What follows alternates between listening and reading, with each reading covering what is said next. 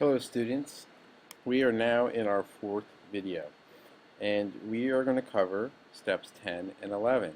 This one's going to be a little bit more challenging, so I'm going to do everything twice, but please feel free to go back over and make sure that you understand this. So don't hesitate to rewind. Um, so step 10 asks us to change the red text to a table with the given height of 0.26 and the given width of 0.85. So this is what I'm going to do. Alright, and if you notice, I still have my paragraph symbol highlighted. This is important for you to see this, and I want to document this so that you can understand what's happening here. So you see these little arrows? These aren't visible text, so if I printed this document out, you wouldn't see those arrows. This is what happens when you press the tab key. So I'm going to press the tab key now, and you should see a little arrow there, but it's hard to see for some reason, so maybe we can do it over here.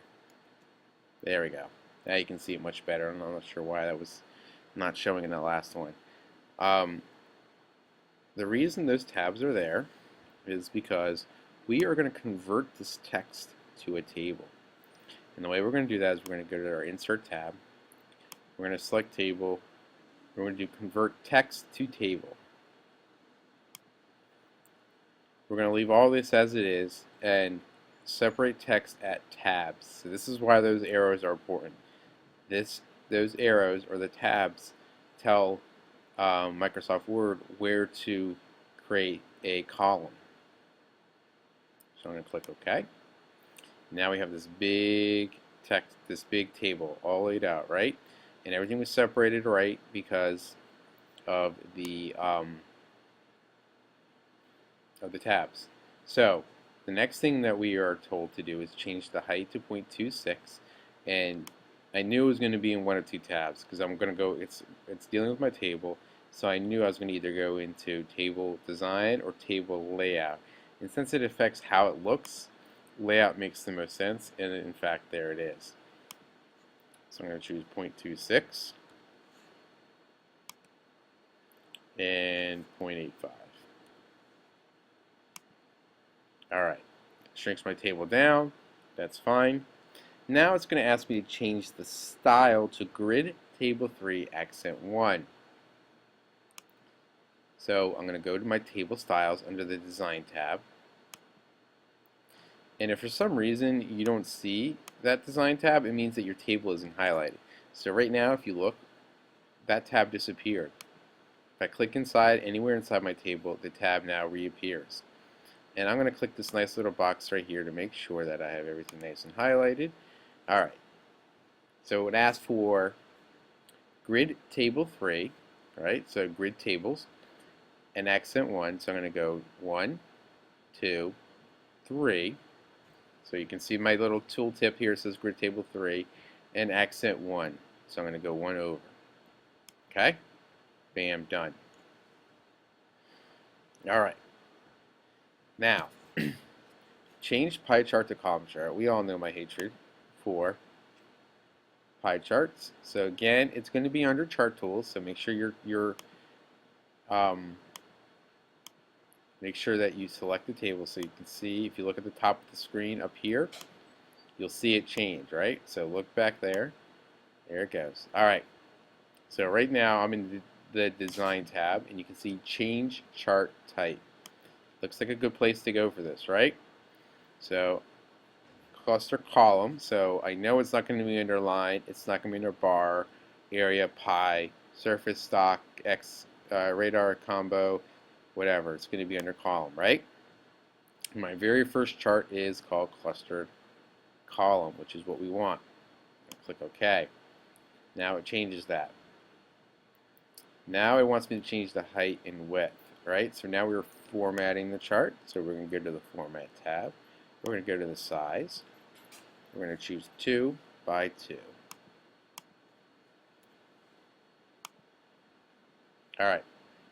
Next, step D, under 11, asks me to range so that it equals wrap text tight.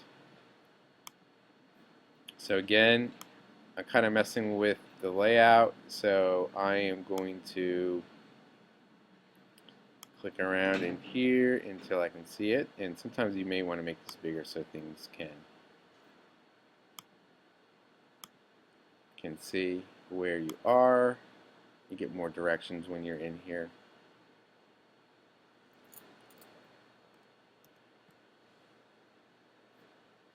Wrong command. So here we are under the format. We're going to go to our range. If you remember, for our picture, we had to go to position. Now we're not arranging the position, but we are doing the wrap text, right? So it says wrap text tight. So I'm going to choose this guy right here. Alright. Then it says move to the left side of the table. So inside, I'm going to go ahead and move it. If for some reason you have this highlighted or this highlighted and you go to move, you'll move it. Simply do Control Z, get it back, and then click anywhere else inside the box graph, and then that, just so that just the outside is highlighted, and then you can move it anywhere. So anywhere to the left. That's what the direction said, right? That means here. That means here. That means here. That means here. Here. Right? We're not going to be picky because the directions weren't picky. So we're just going to stick that. All right. So that is the fourth video, steps 10 and 11. And I said I was going to do it twice, so let's see here if I can quickly go back in time here. And I'm going to do this really quick. I'm not going to stop and explain everything because you can always rewind to go back. So I'm going to highlight my thing, my table, convert text to table. Alrighty, I like it. Okay. I'm going to scroll up just to make sure I get all the measurements right. I'm going to go to my layout, go to my size,